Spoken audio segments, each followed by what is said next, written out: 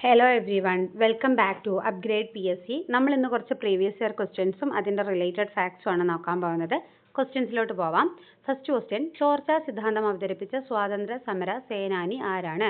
ചോർച്ച സിദ്ധാന്തം അവതരിപ്പിച്ചത് ഓപ്ഷൻസ് നോക്കാം. RC ദത്ത്, ബാലഗംഗാധര തിലക്, ദാദാബായ് നവറോജി, മദൻ മോഹൻ മാളവ്യ. ഒട്ടുമിക്ക ആൾക്കാർക്കും അറിയുന്ന ആൻസർ ആയിരിക്കും ദാദാബായ് നവറോജി. ഇതിൻ്റെ SCRT ഫാക്റ്റും റിലേറ്റഡ് ആയിട്ടുള്ള കാര്യങ്ങളുമാണ് ഇനി നമ്മൾ പറയാൻ വേണ്ടി പോകുന്നത്. ഓക്കെ, ഈ ചോർച്ച സിദ്ധാന്തത്തെക്കുറിച്ച് 2 ചാപ്റ്റേഴ്സിലാണ് കൊടുത്തിരിക്കുന്നത്. ഒന്ന് എക്കണോമിക്സിൻ്റെ ഭാഗത്തു നിന്ന് വരുന്ന സമ്പദ് ശാസ്ത്ര ചിന്തകൾ എന്നുള്ള പാഠത്തിലും, പിന്നെ സംസ്കാരവും ദേശീയതയും എന്നുള്ള 10ാം ക്ലാസ്സിലെ വേറൊരു ചാപ്റ്ററിലുമാണ് ഈ ഇതിനെക്കുറിച്ച് കൊടുത്തിരിക്കുന്നത്. ദാദാബായ് നവറോജിയെക്കുറിച്ചും അതുപോലെ ചോർച്ച സിദ്ധാന്തത്തെക്കുറിച്ചും കൊടുത്തിരിക്കുന്നത്. 10ാം ക്ലാസ്സിലെ സംസ്കാരവും ദേശീയതയും എന്നുള്ള ചാപ്റ്റർ ഞാൻ ഹോട്ട് ടോപ്പിക്സ് ഇട്ടപ്പോൾ പറഞ്ഞായിരുന്നു, നിങ്ങൾ വേറെ എന്ത് പഠിച്ചില്ലെങ്കിലും പഠിക്കണം എന്ന് പറഞ്ഞിട്ടുള്ള 2 ചാപ്റ്ററിൽ ഒരെണ്ണമാണ്. അതുപോലെ ഇമ്പോർട്ടൻ്റ് ആണ്, അതുപോലെ ക്വസ്റ്റ്യൻസ് വന്നിട്ടുണ്ട്. നോക്കാം. ബ്രിട്ടീഷ് ഇന്ത്യയിലെ അറിയപ്പെടുന്ന സാമ്പത്തിക ശാസ്ത്ര വിദഗ്ധനായിരുന്നു ദാദാബായ് നവറോജി. ഇന്ത്യയുടെ സമ്പത്ത് ചോർത്തിയെടുക്കുന്നതാണ് ബ്രിട്ടീഷുകാരുടെ ഭരണമെന്നും ഇന്ത്യയെ ദാരിദ്ര്യത്തിലേക്കും സാമ്പത്തിക തകർച്ചയിലേക്കും നയിച്ചു എന്നും അദ്ദേഹം ചൂണ്ടിക്കാട്ടി. ഇതാണ് ചോർച്ച സിദ്ധാന്തം. അപ്പോൾ ദാദാബായ് നവറോജി എന്താ പറഞ്ഞത്? നമ്മളെ പൈസയൊക്കെ, നമ്മുടെ സമ്പത്തൊക്കെ ബ്രിട്ടീഷുകാർ അടിച്ചുകൊണ്ട് പോവാണ്, അപ്പം നമുക്ക് പൈസയില്ല, നമ്മളെ ദാരിദ്ര്യത്തിലേക്ക് തള്ളിവിടുന്നു. ഇത് പറഞ്ഞ സിദ്ധാന്തമാണ് ചോർച്ച സിദ്ധാന്തം. അപ്പോൾ എന്തൊക്കെയാണ് ചോർച്ച ഇങ്ങനെ ഉണ്ടാവാൻ വേണ്ടിയിട്ട്, സമ്പത്തൊക്കെ അടിച്ചുകൊണ്ട് പോകാൻ എന്ന് ദാദാബായ് നവറോജിക്ക് തോന്നാൻ വേണ്ടിയിട്ടുള്ള കാരണങ്ങളാണ് ഇതിൽ കൊടുത്തിരിക്കുന്നത്. ഒന്ന്, ഇന്ത്യയിൽ ജോലി ചെയ്തിരുന്ന ബ്രിട്ടീഷ് ഉദ്യോഗസ്ഥർക്ക് ഉയർന്ന ശമ്പളം നൽകുന്നു. ഇന്ത്യയിലെ അസംസ്കൃത വസ്തുക്കൾ തുച്ഛമായ വിലയ്ക്ക് ശേഖരിച്ചു കൊണ്ടുപോയി അതുകൊണ്ടുണ്ടാക്കുന്ന ഉൽപ്പന്നങ്ങൾ കൂടിയ വിലയ്ക്ക് ഇന്ത്യൻ കമ്പോളത്തിൽ തന്നെ വിറ്റഴിക്കുന്നു. ബ്രിട്ടന്റെ സാമ്രാജ്യത്വ വികസനത്തിന് വേണ്ടി ഇന്ത്യയുടെ സമ്പത്ത് കൊള്ളയടിക്കുന്നു. ഇന്ത്യൻ തൊഴിലാളികളെ അടിമകളെ പോലെ പണിയെടുപ്പിക്കുന്നു. ഓക്കെ, അപ്പോൾ ഇവിടെ ജോലി ചെയ്യുന്ന ബ്രിട്ടീഷ് ഉദ്യോഗസ്ഥർക്ക് നമ്മൾ ഭയങ്കര സാലറിയും പെൻഷനൊക്കെ കൊടുക്കേണ്ടി വരുന്നു. നമുക്കത് നഷ്ടമല്ലേടാ, അല്ലേ? ആണ്. പിന്നെയോ ഇവിടെയുള്ള റോ മെറ്റീരിയൽസ് ഒക്കെ അവർ നൈസിൽ എങ്ങോട്ടേക്ക് കൊണ്ടുപോകും? ബ്രിട്ടനിലോട്ട് കൊണ്ടുപോകും. അവിടെ നിന്നിട്ട് സാധനങ്ങളൊക്കെ ഉണ്ടാക്കിയിട്ട് ഇവിടെ കൊണ്ടുവന്നിട്ട് നമ്മളെ കൊണ്ട് തന്നെ വാങ്ങിപ്പിക്കുന്നു. ഏതോ ഇല്ലാത്ത വിലയ്ക്ക്, ഭയങ്കര കൊല്ലുന്ന വിലയൊക്കെ തന്നിട്ട് ഹൈ ആയിട്ട് പ്രൈസ് ചാർജ് ചെയ്തിട്ട് ഇന്ത്യ ഒരു മാർക്കറ്റായിട്ട് കണ്ടിട്ട് നമ്മുടെ മെറ്റീരിയൽസ് കൊണ്ടുപോയിട്ട് നമുക്ക് തന്നെ സാധനം വിൽക്കുന്നു. എങ്ങനെയുണ്ട് പരിപാടി? അടുത്തതോ, ബ്രിട്ടന്റെ സാമ്രാജ്യത്വ വികസനത്തിന് വേണ്ടിയിട്ട്, അതായത് ബ്രിട്ടന് മാത്രമല്ല എല്ലാ സാമ്രാജ്യത്വ ശക്തികളും എല്ലാ മുതലാളിത്ത രാജ്യങ്ങളും അവരുടെ കോളനൈസേഷൻ, അതായത് കോളനികൾ ഉണ്ടാക്കിയത് അവരുടെ രാജ്യത്തിൻ്റെ വിസ്തൃതിക്ക് വേണ്ടിയിട്ടാണ്, സാമ്രാജ്യത്വം വികസിപ്പിക്കാൻ വേണ്ടിയിട്ടാണ്. അപ്പം ബ്രിട്ടൻ അത് ലക്ഷ്യം വെച്ചത് നമ്മുടെ സമ്പത്ത് കൊള്ളയടിച്ചുകൊണ്ട് തന്നെയാണ്. ബ്രിട്ടൻ്റെ സാമ്രാജ്യത്വ വികസനത്തിന് വേണ്ടി അവർ ഇന്ത്യയുടെ സമ്പത്ത് കൊള്ളയടിക്കാൻ വേണ്ടിയിട്ട് ശ്രമിച്ചിട്ടുണ്ട്. പിന്നെ നമ്മളിവിടെയുള്ള തൊഴിലാളികളെ അടിമകളെ പോലെ പണിയെടുപ്പിക്കും. നല്ല വർക്ക് ഫെസിലിറ്റീസ് കൊടുക്കില്ല, വിശ്രമം കൊടുക്കില്ല, എന്നാൽ ജോലി എടുക്കുന്നതിന് പൈസ കൊടുക്കുക, അതും കൊടുക്കില്ല. അങ്ങനെ പണിയെടുപ്പിച്ചിട്ട് അവരുണ്ടാക്കുന്ന സാധനങ്ങളൊക്കെ ഇവരെങ്ങോട്ടേക്ക് കയറ്റുമതി ചെയ്യുന്നു? ഇംഗ്ലണ്ടിലേക്ക് കയറ്റുമതി ചെയ്യുന്നു. അതും ഇന്ത്യക്കാരെ സംബന്ധിച്ചിടത്തോളം ഒരു ചൂഷണം തന്നെയാണ്. ഇനി ഈ ദാദാബായ് നവറോജിയെ പോലെ തന്നെ ഇങ്ങനെയുള്ള ചൂഷണങ്ങളെക്കുറിച്ച് പഠിച്ച മറ്റൊരു സാമ്പത്തിക ശാസ്ത്രജ്ഞനാണ് രമേശ് ചന്ദ്ര ദത്ത് എന്ന് പറയുന്നത് കേട്ടോ. രമേശ് ചന്ദ്ര ദത്ത്. ഇനി നമുക്ക് 10ാം ക്ലാസ്സിലെ ടെക്സ്റ്റ് ബുക്കിൽ പറയുന്ന കാര്യങ്ങളും കൂടെ ഒന്ന് പഠിക്കാം. അതിൽ ഒരു എക്സ്ട്രാ പോയിന്റ് പറയുന്നത്, ഈ ചോർച്ച സിദ്ധാന്തം എന്നറിയപ്പെടുന്ന ഈ ഒരു സിദ്ധാന്തം ഏത് ബുക്കിലാണ് പബ്ലിഷ് ചെയ്തത് എന്ന്. ദാദാബായ് നവറോജിയുടെ poverty and unBritish rule in India ഒരുപാട് തവണ PSC ചോദിച്ചിട്ടുണ്ട്. Poverty and unBritish rule in India എന്ന് പറയുന്ന പുസ്തകത്തിലാണ് ചോർച്ച സിദ്ധാന്തത്തെക്കുറിച്ച് പറയുന്നത്. പിന്നെ കാരണങ്ങൾ നേരത്തെ പറഞ്ഞതൊക്കെ തന്നെയാണ്. എക്സ്ട്രാ ഒരെണ്ണം ഇതിലുള്ളത് ഇന്ത്യയിൽ നിന്നും പിരിച്ചെടുക്കുന്ന നികുതി എന്നുള്ളതാണ്. ഇന്ത്യയിൽ നിന്നും ബ്രിട്ടീഷുകാർ അനാവശ്യമായിട്ട് പിരിച്ചെടുക്കുന്ന നികുതിയും നമ്മുടെ ചൂഷണമാണ്. പിന്നെ നമ്മൾ നേരത്തെ പറഞ്ഞു ദാദാബായ് നവറോജി ഇങ്ങനെ ചൂഷണങ്ങളെക്കുറിച്ച് പഠിച്ചു. അതുപോലെ രമേശ് ചന്ദ്ര ദത്തും പഠിച്ചു. എക്സ്ട്രാ ഒരാളെയും കൂടെ ഓർത്ത് വെച്ചോ, ഗോപാലകൃഷ്ണ ഗോഖലെ. ദാദാബായ് നവറോജി, രമേശ് ചന്ദ്ര ദത്ത്, ഗോപാലകൃഷ്ണ ഗോഖലെ എന്നിവരെന്ത് പഠിച്ചു? ഇന്ത്യയെ എങ്ങനെയാണ് ബ്രിട്ടീഷ് സാമ്പത്തിക നയങ്ങൾ ദാരിദ്ര്യത്തിലേക്ക് കൊണ്ടുപോയത് എന്ന് പഠിച്ച 3 സാമ്പത്തിക വിദഗ്ധരാണ് ഇവർ 3 പേരും. ഇനി നമുക്ക് എന്ത് ചെയ്യാം? ബാക്കിയുള്ള ക്വസ്റ്റ്യൻസ് നോക്കാം. അടുത്ത ക്വസ്റ്റ്യൻ, ഇന്ത്യൻ ഭരണഘടനയുടെ ഹൃദയവും ആത്മാവും എന്ന് ഡോക്ടർ BR അംബേദ്കർ വിശേഷിപ്പിച്ച മൗലിക അവകാശം ഏത്? ഓപ്ഷൻസ് നോക്കാം. സമത്വത്തിനുള്ള അവകാശം, ഭരണഘടനാപരമായ പരിഹാരങ്ങൾക്കുള്ള അവകാശം, മത സ്വാതന്ത്ര്യത്തിനുള്ള അവകാശം, ചൂഷണത്തിനെതിരായ അവകാശം. ഏതാണ്? ഭരണഘടനാപരമായ പരിഹാരങ്ങൾക്കുള്ള അവകാശം, അല്ലേ? ഏറ്റവും ഇമ്പോർട്ടൻ്റ് ആയിട്ടുള്ളത് അതാണെന്നാണ് അംബേദ്കർ പറഞ്ഞത്. ഈ ഭരണഘടനാപരമായ പരിഹാരങ്ങൾക്കുള്ള അവകാശത്തെക്കുറിച്ച് ഡീൽ ചെയ്യുന്ന ആർട്ടിക്കിൾ എന്ന് പറയുന്നത് ആർട്ടിക്കിൾ 32 മുതൽ 35 വരെയാണ്. നമ്മൾ പഠിക്കുന്ന റിട്ടുകളില്ലേ, 5 ടൈപ്പ് റിട്ടുകൾ, ഹേബിയസ് കോർപ്പസ്, മാൻഡമസ്, കോ വാറന്റോ, സെർഷ്യോററി എന്നൊക്കെ പറഞ്ഞിട്ട് നമ്മൾ പഠിക്കുന്ന റിട്ടുകൾ. ഈ റിട്ടുകൾ ഭരണഘടനാപരമായ പരിഹാരങ്ങൾക്കുള്ള അവകാശത്തിൽ വരുന്നതാണ്. എന്താണ് ഈ ഭരണഘടനാപരമായ പരിഹാരങ്ങൾക്കുള്ള അവകാശത്തിൽ പറയുന്നത്? ഭരണഘടനാപരമായിട്ട് ഒരു വ്യക്തിക്ക് കൊടുക്കുന്ന അവകാശങ്ങൾ ഹനിക്കപ്പെട്ടാൽ, അതായത് ആ അവകാശം ഇല്ലാണ്ടാക്കിയാൽ അത് പുനഃസ്ഥാപിക്കാൻ വേണ്ടി നമുക്ക് എവിടെ സമീപിക്കാം, ആരെ സമീപിക്കാം? കോടതിയെ സമീപിക്കാം. അതാണ് ഭരണഘടനാപരമായ പരിഹാരങ്ങൾക്കുള്ള അവകാശം. മനസ്സിലായോ? ഇനി ബാക്കി കൊടുത്തിരിക്കുന്ന 4 മൗലികാവകാശങ്ങളും കൂടെ കൊടുത്തിട്ടുണ്ട്. ടോട്ടൽ നമുക്ക് 6 മൗലികാവകാശങ്ങൾ പഠിക്കാനുണ്ട്. 6 മൗലികാവകാശങ്ങളാണ് നിലവിൽ നമുക്കുള്ളത്. നമ്മൾ ഈ ഒരു എന്താ പറയുക, ഭരണഘടന വരുന്ന സമയത്ത് നമുക്ക് എത്ര മൗലികാവകാശങ്ങൾ ഉണ്ടായിരുന്നു? 7 മൗലികാവകാശങ്ങൾ ഉണ്ടായിരുന്നു. പക്ഷെ ഇപ്പം നമുക്ക് 6 എണ്ണമാണ് ഉള്ളത്. ഏതാ എടുത്തു കളഞ്ഞത്? ഏതാ?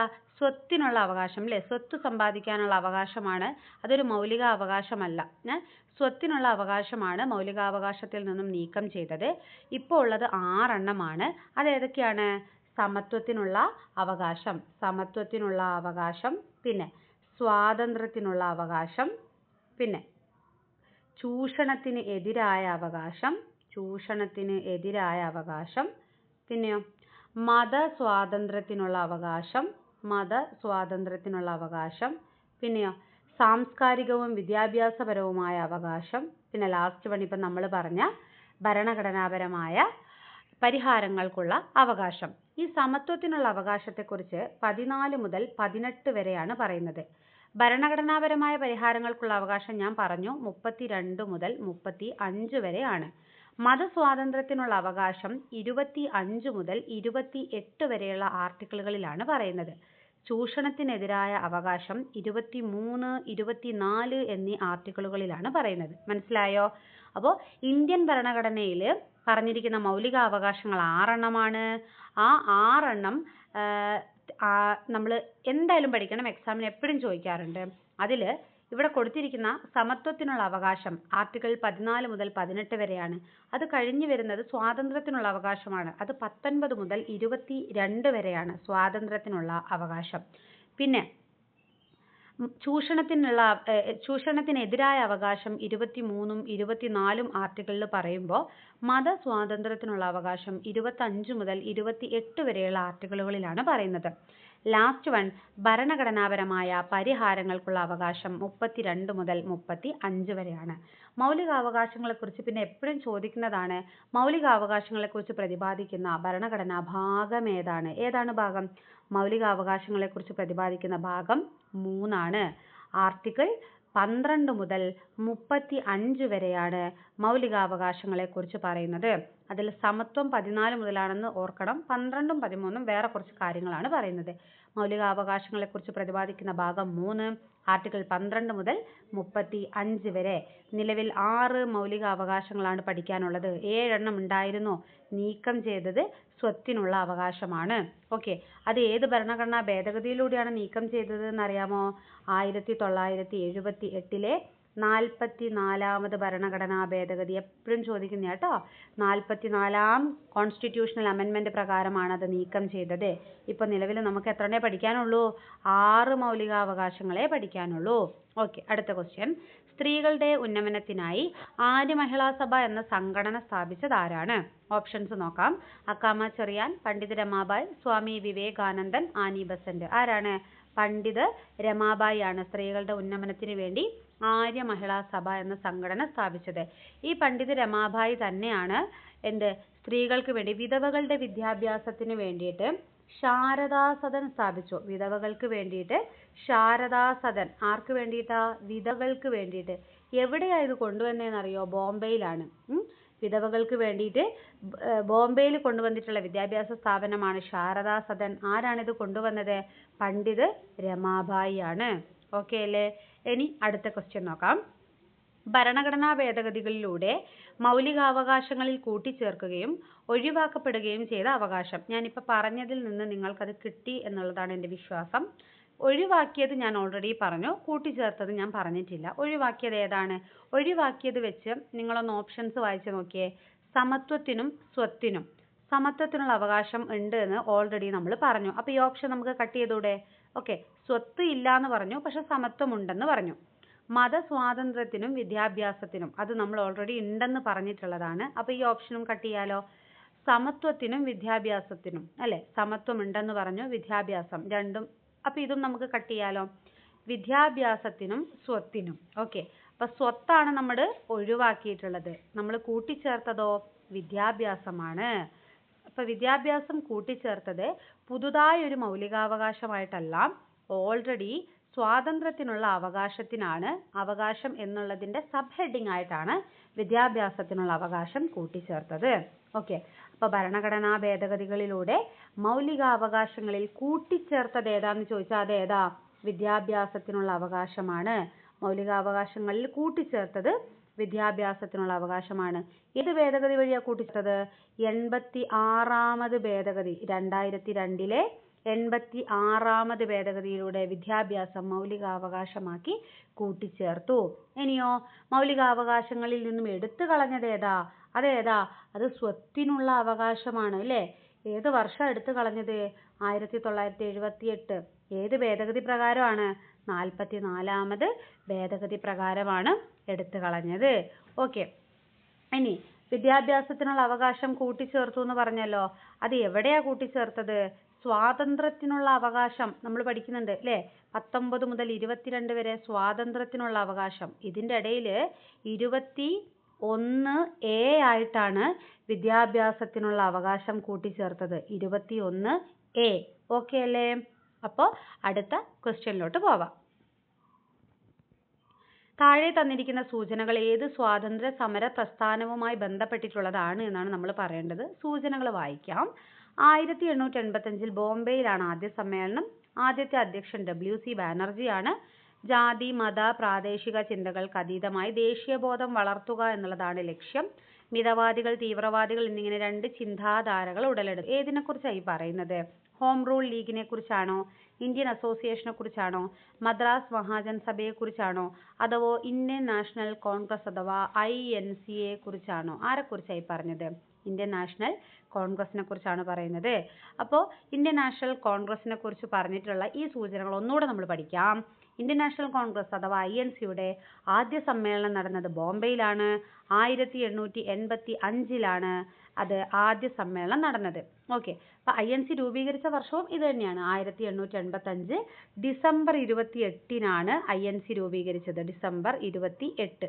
ഓക്കെ, ഡിസംബർ 28 ആദ്യ സമ്മേളനം ബോംബെയിലാണ്. ആരായിരുന്നു INCയുടെ ആദ്യ അധ്യക്ഷൻ? WC ബാനർജി ആയിരുന്നു.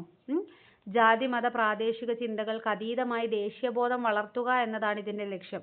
അതായത് ബ്രിട്ടീഷുകാർ നമ്മളെ ഇങ്ങനെ അടിമകളെപ്പോലെ ചൂഷണം ചെയ്തുകൊണ്ടിരിക്കുകയാണ് അല്ലേ. അപ്പോൾ അവിടെ ജാതിയും മതവും പറഞ്ഞുകൊണ്ടിരുന്നിട്ട് കാര്യമുണ്ടോ? ഇല്ല. ഇന്ത്യയുടെ വ്യത്യസ്ത ഭാഗങ്ങളിൽ നിന്ന് ജാതിയും മതവും പ്രദേശവും ഒന്നും നോക്കാണ്ട് എല്ലാവരും ഒന്നാണ് എന്നുള്ള ഒരു ബോധം, അതാണ് ദേശീയബോധം, അത് വളർത്തുക എന്ന ലക്ഷ്യത്തോടു കൂടെ വന്നിട്ടുള്ള പ്രസ്ഥാനമാണ് INC. ഈ INCയിലും രണ്ട് ചിന്താധാരകൾ ഉണ്ടായിരുന്നു. ഒന്ന് മിതവാദികൾ, ഒന്ന് തീവ്രവാദികൾ. ഇതിൽ SCERTയിൽ കുറച്ച് പോയിന്റ്സ് പഠിക്കാനുണ്ട്, അത് നമുക്കൊന്ന് നോക്കാം. INC എപ്പോഴും എക്സാമിന് വരുന്ന ഒരു ടോപ്പിക്കാണ് കേട്ടോ. അത് നമ്മൾ എന്താ പറയുക, ടെക്സ്റ്റ് ബുക്ക് മാത്രം ഡിപ്പെൻഡ് ചെയ്തുകൊണ്ടിരിക്കരുത്. നമ്മളുടെ കയ്യിൽ റാങ്ക് ഫയലൊക്കെ ഉണ്ടെങ്കിൽ അതിൽ നിന്ന് നോക്കിയത് പഠിക്കണം. ഇമ്പോർട്ടൻ്റ് ആയിട്ടുള്ള INC സെഷൻസ് ഉണ്ട്. അതിൻ്റെ പിന്നെ പ്രിസൈഡ് ചെയ്ത ആൾക്കാരൊക്കെ നമ്മൾ അധ്യക്ഷന്മാരെയൊക്കെ നമ്മൾ പഠിച്ചു വെക്കണം. അത് ഇമ്പോർട്ടൻ്റ് ആണ്. അപ്പോൾ ഇപ്പോൾ പറഞ്ഞ സാധനങ്ങൾ നമുക്കൊന്ന് വായിച്ചു നോക്കാം. ബ്രിട്ടീഷുകാർ നടത്തിയ സാമ്പത്തിക ചൂഷണം ഇന്ത്യയിലെ വിവിധ വിഭാഗം ജനങ്ങൾക്കിടയിൽ കടുത്ത ബ്രിട്ടീഷ് വിരുദ്ധ മനോഭാവം ഉണ്ടാക്കി. ഈ മനോഭാവമാണ് 19ാം നൂറ്റാണ്ടിൽ ഇന്ത്യൻ ദേശീയതയുടെ രൂപപ്പെടലിലേക്ക് നയിച്ച പ്രധാന ഘടകം. ഇപ്പം നമ്മൾ വായിച്ച ഒരു ഓപ്ഷൻ, ഒരു സ്റ്റേറ്റ്മെന്റ് നമുക്കിവിടെ കാണാം. ജാതി മത വർഗ പ്രാദേശിക വ്യത്യാസങ്ങൾക്ക് അതീതമായി ഒരു രാജ്യത്തെ ജനങ്ങൾക്കിടയിൽ നിലനിൽക്കുന്ന ഐക്യബോധമാണ് ദേശീയത. ഇതല്ലായിരുന്നോ നമ്മുടെ ഒരു സ്റ്റേറ്റ്മെന്റ്? അതെ. ഇങ്ങനെ വളർന്നു വന്ന ദേശീയതയുടെ ഒരു സംഘടിത രൂപമാണ് ഇന്ത്യൻ നാഷണൽ കോൺഗ്രസ്. ഓക്കെ, 1885 ഡിസംബറിൽ ബോംബെയിൽ വെച്ചാണ് കോൺഗ്രസ് രൂപീകരിച്ചത്. ഇതല്ലേ അടുത്ത സ്റ്റേറ്റ്മെന്റ്? ഇന്ത്യയുടെ വിവിധ ഭാഗങ്ങളിൽ നിന്നും വന്ന എത്ര പ്രതിനിധികളാണ് ആദ്യ സമ്മേളനത്തിൽ പങ്കെടുത്തത്? 72 പ്രതിനിധികളാണ് സമ്മേളിച്ചത്. 1885 മുതൽ 1947 നമുക്ക് സ്വാതന്ത്ര്യം ലഭിക്കുന്നത് വരെ ഇന്ത്യയുടെ ബ്രിട്ടീഷ് വിരുദ്ധ സമരങ്ങൾക്ക് നേതൃത്വപരമായ പങ്ക് വഹിച്ചത് ഈ INC ആയിരുന്നു. അപ്പോൾ INCന്റെ പോയിന്റ്സ് എന്തൊക്കെയാണ് INCന്റെ പോയിന്റ്സ്? INC രൂപീകരിച്ചത് എന്ന് 1885 ഡിസംബർ 28 എവിടെ വെച്ചിട്ട്? ബോംബെയിൽ വെച്ചിട്ടാണ് രൂപീകരിച്ചത്. ആദ്യ സമ്മേളനത്തിൽ എത്ര പേര് പങ്കെടുത്തു? 72 പേര് പങ്കെടുത്തു. പിന്നെ നമ്മൾ പഠിച്ചു ആദ്യത്തെ അധ്യക്ഷൻ ആരായിരുന്നു? WC ബാനർജി ആണ് ആദ്യത്തെ അധ്യക്ഷൻ. ഓക്കെ അല്ലേ? ബാക്കി INC നല്ല ഇമ്പോർട്ടൻ്റ് ടോപ്പിക്കാണ്. പ്രധാന സെഷൻസും അതിൻ്റെ അധ്യക്ഷന്മാരെയൊക്കെ നമ്മൾ പഠിച്ചിരിക്കണം. ഓക്കെ, ഇപ്പോൾ ഞാൻ നിങ്ങൾക്കൊരു കാര്യം കാണിച്ചു തരാം. ഇത് ഞാൻ കട്ട് ചെയ്യാണ്ട് ഈ ഒരു PDF ഇങ്ങനെ ഇട്ടത്. ഇപ്പോൾ നമ്മൾ INCനെ കുറിച്ചൊരു ക്വസ്റ്റ്യൻ വായിച്ചു, അതിൻ്റെ ഉത്തരം പറഞ്ഞു അല്ലേ? ഇവിടെ നമ്മൾ INC പഠിച്ചു. നമ്മൾ നേരത്തെ പഠിച്ച പിന്നെ ചോർച്ചാ സിദ്ധാന്തം ഇല്ലേ, അത് കിടക്കുന്നത് നോക്കിക്കോ. 77-ാം പേജ് ഇതാ. ഈ 78-ാം പേജിലാണ് ഇത് കിടക്കുന്നത്. ഓക്കെ, പേജ് നമ്പർ ഞാൻ കളഞ്ഞതാ. ഇത് ഒരേ ചാപ്റ്ററിൽ 2 പേജിൽ തൊട്ടടുത്ത 77, 78 2 പേജിലായിട്ടാണ് ഇത് കിടക്കുന്നത്. കണ്ടോ? ചോർച്ചാ സിദ്ധാന്തം, poverty and unBritish rule in India. അതുപോലെ തൊട്ട് മുകളിലായിട്ട് ഇതാ ഏതാ നമ്മുടെ INC, ബ്രിട്ടീഷ് ചൂഷണവും ചെറുത്തുനിൽപ്പും എന്ന് പറയുന്ന പാഠഭാഗത്താണ് ഇത് രണ്ടും ഉള്ളത്.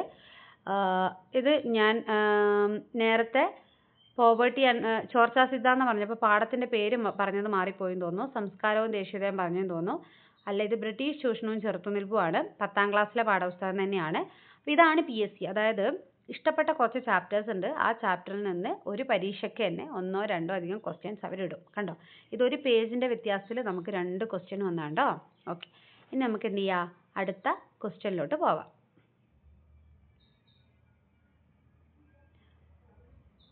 ഭരണഘടനാ ദിനം എന്നാണ് എന്നുള്ളതാണ് അടുത്ത ചോദ്യം. നമ്മുടെ ഭരണഘടനാ ദിനം എന്നാണ്? ഒക്ടോബർ 16 ആണോ, നവംബർ 26 ആണോ, ജനുവരി 26 ആണോ, ഓഗസ്റ്റ് 15 ആണോ? എന്നാണ് ഭരണഘടനാ ദിനം? ഭരണഘടനാ ദിനം നവംബർ 26 ആണ്. എന്തുകൊണ്ടാണ് നവംബർ 26 ഭരണഘടനാ ദിനമായി നമ്മൾ ആചരിക്കുന്നത്? ഭരണഘടനാ ദിനം മാത്രമല്ല, നമ്മുടെ നിയമദിനം കൂടെയാണ് നവംബർ 26 എന്നറിയപ്പെടുന്നത്. ഓക്കെ, അത് എന്താണെന്നുള്ളത് നമുക്കൊന്ന് നോക്കാം. SCERT ഫാക്ട്സ് വെച്ചിട്ട് നമുക്കത് പഠിക്കാം. ഓക്കെ, ഈ ഭരണഘടനാ ദിനം, ഭരണഘടനാ സമിതിയൊക്കെ ഇമ്പോർട്ടൻ്റ് ആയിട്ട് എപ്പോഴും PSCക്ക് ചോദിക്കുന്നതാണ് കേട്ടോ. അത് ഇമ്പോർട്ടൻ്റ് ആണ്. നമുക്ക് എന്തുകൊണ്ടാണ് നവംബർ 26 ഭരണഘടനാ ദിനമായി വന്നത് എന്നുള്ളതാണ് നമ്മളിനി നോക്കുന്നത്. ഓക്കെ, ഇവിടെ കണ്ടോ? ഭരണഘടനാ നിർമ്മാണ സഭ അംഗീകരിച്ച വിവിധ കമ്മിറ്റികളുടെ റിപ്പോർട്ടിന്റെ അടിസ്ഥാനത്തിൽ ഡോക്ടർ അംബേദ്കറുടെ നേതൃത്വത്തിലുള്ള കമ്മിറ്റി അഥവാ ഭരണഘടനയുടെ ഡ്രാഫ്റ്റിംഗ് കമ്മിറ്റി ഭരണഘടനയുടെ ഒരു ഡ്രാഫ്റ്റ് തയ്യാറാക്കി, കരട് തയ്യാറാക്കി. വിശദമായ ചർച്ചകൾക്കും സംവാദങ്ങൾക്കും ശേഷം ഭരണഘടനാ നിർമ്മാണ സഭ 1949 നവംബർ 26 ഭരണഘടനയ്ക്ക് അംഗീകാരം നൽകി. അപ്പം എന്താണ് നവംബർ 26 പ്രത്യേകത?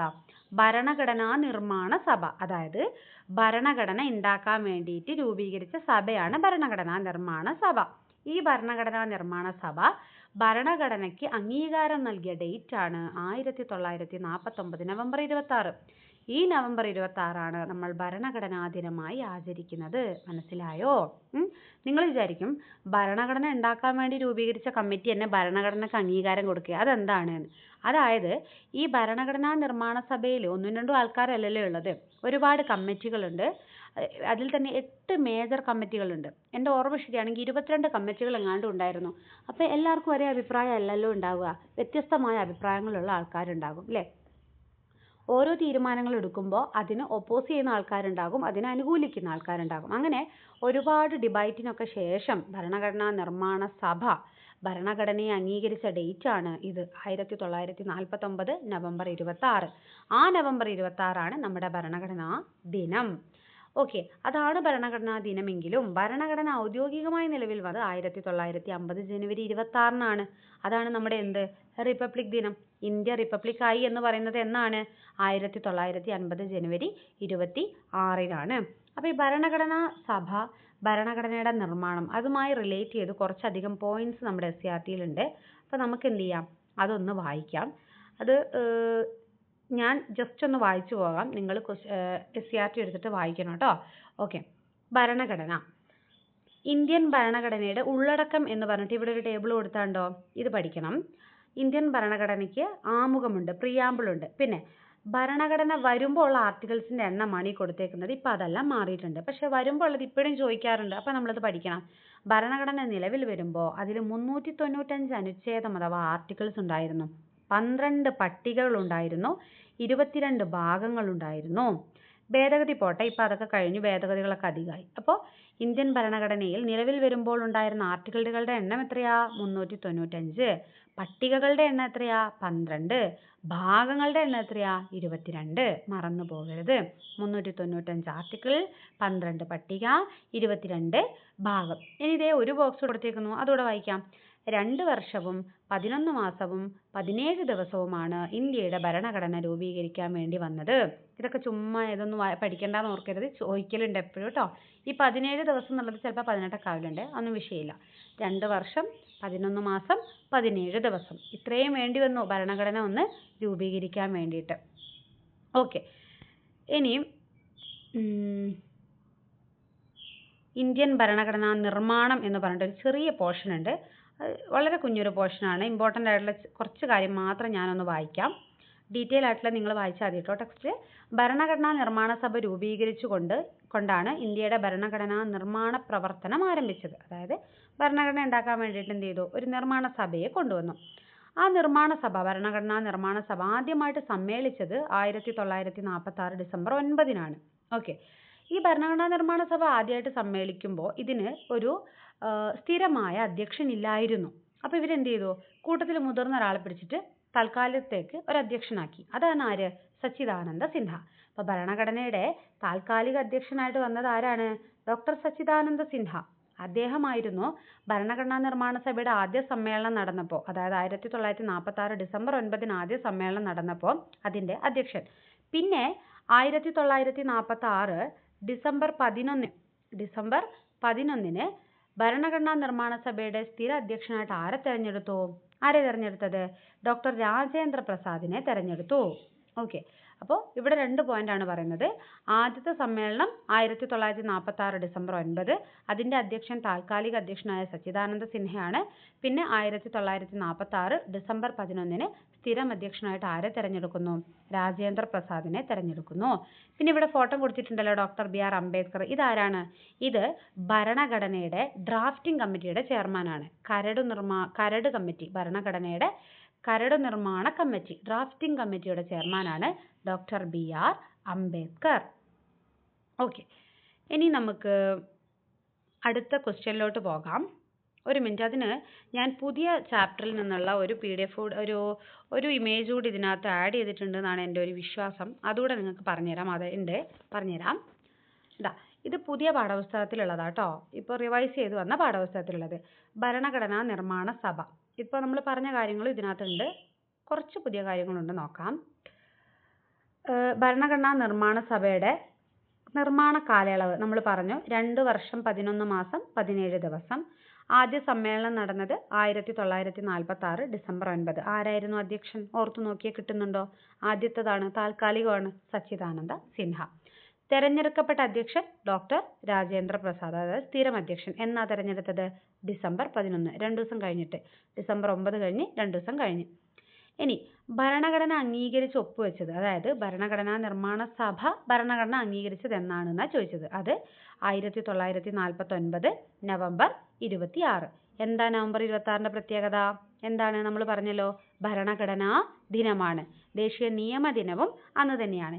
ഇനി ഭരണഘടന നിലവിൽ വന്നത് 1950 ജനുവരി 26. ഡേറ്റ് മാറിപ്പോവരുത്. ഇത് ഭരണഘടനാ നിർമ്മാണ സഭ ഭരണഘടനയെ അംഗീകരിച്ചതാണ് 1949 നവംബർ 26.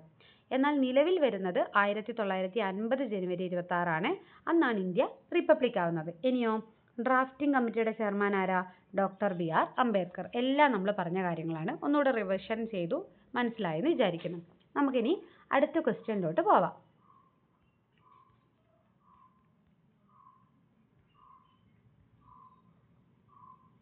ഓക്കെ,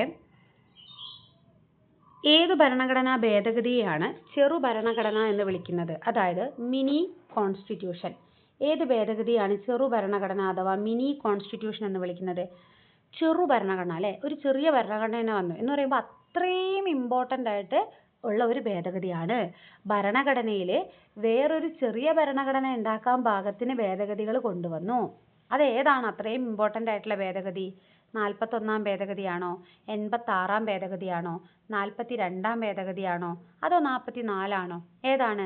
അത് 42-ാം ഭേദഗതിയാണ്. 42-ാം ഭേദഗതി മിനി കോൺസ്റ്റിറ്റ്യൂഷൻ എന്ന് അറിയപ്പെടുന്ന ഭേദഗതിയാണ് 42-ാം ഭേദഗതി.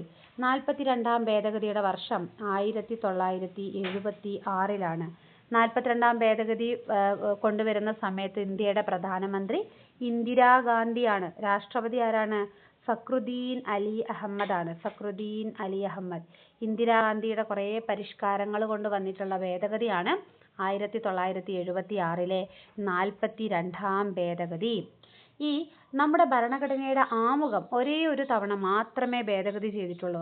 അത് ഈ 42-ാം ഭേദഗതി പ്രകാരമാണ് ഭേദഗതി ചെയ്തത്. ഓക്കെ, ആമുഖത്തിൽ 3 വാക്കുകൾ 42-ാം ഭേദഗതിയിലൂടെ കൂട്ടിച്ചേർത്തു. ആമുഖത്തിൽ 3 വാക്കുകൾ കൂട്ടിച്ചേർത്തു. അത് ഏതൊക്കെയാണ്? സ്ഥിതി സമത്വം അഥവാ സോഷ്യലിസം. ഒന്നാമത്തെ വാക്കേതാ? സ്ഥിതി സമത്വം അഥവാ സോഷ്യലിസം. രണ്ടാമത്തത് സെക്യുലറിസം അഥവാ മതേതരത്വം. സ്ഥിതി സമത്വം, മതേതരത്വം. അടുത്തത് അഖണ്ഡത അഥവാ ഇൻ്റഗ്രിറ്റി. അഖണ്ഡത അഥവാ ഇൻ്റഗ്രിറ്റി. അപ്പോൾ 42-ാം ഭേദഗതി പ്രകാരം ആമുഖത്തിൽ കൂട്ടിച്ചേർത്ത 3 വാക്കുകളാണ് സ്ഥിതി സമത്വം, മതേതരത്വം, അഖണ്ഡത എന്നുള്ളത്. ഓക്കെ, അതായത് 42-ാം ഭേദഗതിക്ക് മുമ്പ് ഇന്ത്യൻ ഭരണഘടനയുടെ ആമുഖത്തിൽ പറഞ്ഞത് ഇന്ത്യ എന്ന് പറയുന്നത് ഒരു പരമാധികാര ജനാധിപത്യ റിപ്പബ്ലിക് എന്നാണ്. എന്നാൽ 42-ാം ഭേദഗതി വന്നതിന് ശേഷം അവർ പറഞ്ഞത് ഇന്ത്യ എന്ന് പറയുന്നത് ഒരു പരമാധികാര സ്ഥിതി സമത്വ മതേതര ജനാധിപത്യ റിപ്പബ്ലിക് എന്നായി മാറി. ഓക്കെ, അപ്പോൾ ആദ്യം ഉണ്ടായിരുന്നത് പരമാധികാര ജനാധിപത്യ റിപ്പബ്ലിക്, പിന്നെ വന്നപ്പോൾ പരമാധികാര സ്ഥിതി സമത്വ മതേതര ജനാധിപത്യ റിപ്പബ്ലിക്. സ്ഥിതി സമത്വവും മതേതരത്വവും അവിടെ കൂട്ടിച്ചേർത്തു. പിന്നെ രാഷ്ട്രത്തിന്റെ ഐക്യം എന്നതിന് പകരം ഐക്യവും അഖണ്ഡതയും എന്നാക്കി മാറ്റി. രാഷ്ട്രത്തിന്റെ ഐക്യം എന്നതിന് പകരം ഐക്യവും അഖണ്ഡതയും എന്നാക്കി മാറ്റി. അതാണ് 42-ാം ഭേദഗതി. പിന്നെയും ഒരുപാട് ഭേദഗതികൾ 42-ാം ഭേദഗതി പ്രകാരം വന്നിട്ടുണ്ട്. 76-ലാണ് ഈ 42-ാം ഭരണഘടനാ ഭേദഗതി പാസ്സായത്, പാർലമെന്റിൽ പാസ്സായതെന്ന് ഞാൻ പറഞ്ഞു. പക്ഷേ ഈ ഭേദഗതി നിലവിൽ വന്നത് 1977 ജനുവരി 3-നാണ്. 1977 ജനുവരി 3-നാണ്. അറിയപ്പെടുന്നത് 1976-ലെ ഭേദഗതി എന്നുള്ള പേരിലാണ്. ഈ 42-ാം ഭേദഗതിനെ കുറിച്ച് പറയാൻ ഒരുപാട് കാര്യങ്ങളുണ്ട്, പക്ഷെ ഇതിനകത്ത് അത് തീരില്ല. അപ്പോൾ നമുക്ക് അടുത്ത ഭേദഗതി നോക്കാം. 86-ാം ഭേദഗതി നമ്മൾ നേരത്തെ പറഞ്ഞതാണ്. വിദ്യാഭ്യാസം മൗലികാവകാശമാക്കിയ ഭേദഗതിയാണ് 86-ാം ഭേദഗതി. 2002-ലെ ഭേദഗതിയാണ്. 44-ാം ഭേദഗതി നമ്മൾ പറഞ്ഞതാണ്. സ്വത്തവകാശം മൗലികാവകാശം അല്ലാണ്ടാക്കിയ ഭേദഗതിയാണ്. 44-ാം ഭേദഗതി 1978-ലേത് എന്ന് നമ്മൾ പറഞ്ഞു. ഓക്കെ, അപ്പോൾ മിനി കോൺസ്റ്റിറ്റ്യൂഷൻ അഥവാ ചെറു ഭരണഘടന എന്ന് വിളിക്കുന്നത് 42-ാം ഭേദഗതിയാണ്. ആമുഖം ഒരേ ഒരു തവണ മാത്രമേ ഭേദഗതി ചെയ്തിട്ടുള്ളൂ. അത് 42-ാം ഭേദഗതി പ്രകാരമാണ്. ആമുഖത്തിൽ കൂട്ടിച്ചേർത്ത വാക്കുകളാണ് സ്ഥിതി സമത്വം അഥവാ സോഷ്യലിസം, മതേതരത്വം അഥവാ സെക്യുലറിസം, അഖണ്ഡത അഥവാ ഇൻ്റഗ്രിറ്റി. ഇനി നമുക്ക് അടുത്ത ക്വസ്റ്റ്യനിലോട്ട് പോവാം. ഇന്ത്യൻ പത്രപ്രവർത്തനത്തിന് തുടക്കം കുറിച്ച സാമൂഹിക പരിഷ്കർത്താവ് ആരാണ് ഇന്ത്യൻ പത്രപ്രവർത്തനത്തിന് തുടക്കം കുറിച്ചത്? രാജാറാം മോഹൻ റോയ് ആണോ, ജ്യോതിറാവു ഫൂലെ ആണോ, മഹാദേവ ഗോവിന്ദ് റാനഡെയാണോ, അതോ ഗോപാലകൃഷ്ണ ഗോഖലെയാണോ? ആരാണ് ഇന്ത്യൻ പത്രപ്രവർത്തനത്തിന് തുടക്കം കുറിച്ച സാമൂഹിക പരിഷ്കർത്താവാണ് രാജാറാം മോഹൻ റോയ്. നമുക്ക് രാജാറാം മോഹൻ റോയിനെ കുറിച്ച് കുറച്ചുകൂടെ ഫാക്ട്സ് ഒന്ന് നോക്കാം. SCRTയിൽ നിന്നുള്ള ഫാക്ട്സ് ആണ് ഞാൻ നോക്കുന്നത്. നമുക്ക് ക്വസ്റ്റ്യൻസ് വന്നിട്ടുള്ള ഏരിയയിൽ കേട്ടോ, അത് നമുക്കൊന്ന് വായിച്ചു നോക്കാം.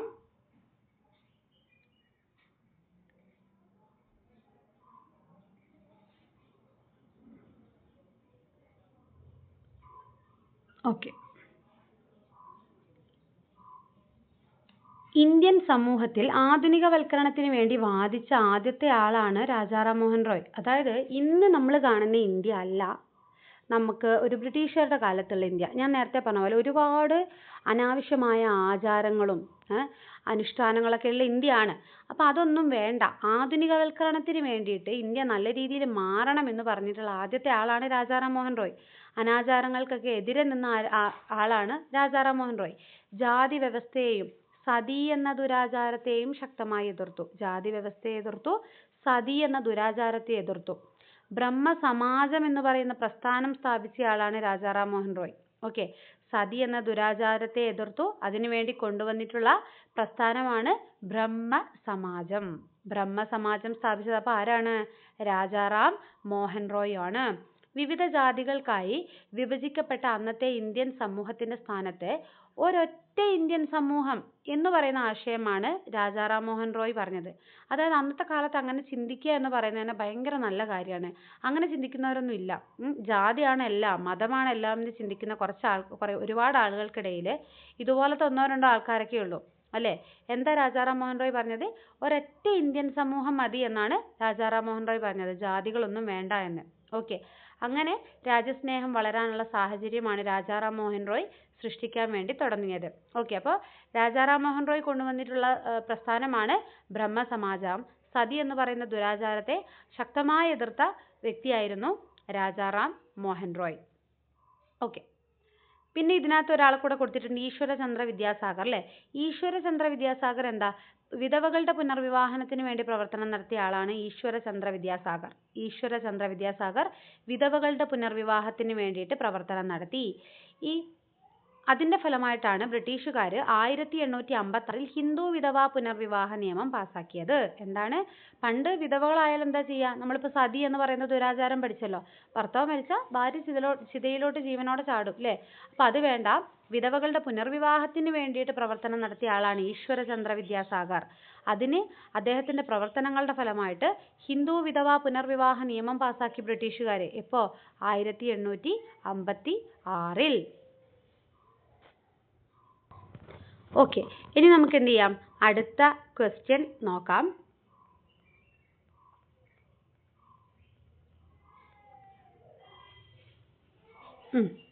ഗാന്ധിജി നിസ്സഹകരണ പ്രസ്ഥാനം പൂർണ്ണമായി നിർത്തിവെക്കാൻ കാരണമായ സംഭവം ഏതാണ്? ഗാന്ധിജി നിസ്സഹകരണ പ്രസ്ഥാനം നിർത്തിവെക്കാൻ കാരണമായ സംഭവം ബംഗാൾ വിഭജനമാണോ, ചൗരി ചൗര സംഭവമാണോ, റൗലറ്റ് ആക്ട് ആണോ, അഥവാ ജാലിയൻ വാലാബാഗ് കൂട്ടക്കൊലയാണോ? ഏതാണ്? ചൗരി ചൗര സംഭവമാണ്. ചൗരി ചൗര സംഭവം. ഉത്തർപ്രദേശിലുള്ള ഒരു ഗ്രാമത്തിന്റെ പേരാണ് ചൗരി ചൗര എന്ന് പറയുന്നത് കേട്ടോ. ചൗരി ചൗര. ഈ ചൗരി ചൗര സംഭവം നടന്നത് 1922 നിസ്സഹകരണ പ്രസ്ഥാനം തുടങ്ങുന്നതോ 1920. അപ്പോൾ ഗാന്ധിജി നിസ്സഹകരണ പ്രസ്ഥാനം നല്ല രീതിയിൽ പോയിക്കൊണ്ടിരിക്കുമ്പോൾ ചൗരി ചൗര എന്ന് പറയുന്ന ഒരു സംഭവം നടക്കുന്നു. അങ്ങനെ അത് ഗാന്ധിജിയുടെ അഹിംസ എന്ന് പറയുന്ന തത്വത്തിനെതിരായതുകൊണ്ട് ഗാന്ധിജി പറയാണ്, നമ്മൾ എന്ത് ചെയ്യാണ്? നിസ്സഹകരണ പ്രസ്ഥാനം നിർത്തുകയാണ്, പൂർണ്ണമായിട്ട് നിർത്തുകയാണ് എന്ന് പറയുന്നു. അപ്പോൾ ഇതുമായി റിലേറ്റ് ചെയ്ത് SCERT കൊടുത്ത കുറച്ച് പോയിന്റ്സ് നമുക്ക് വായിച്ചു നോക്കാം.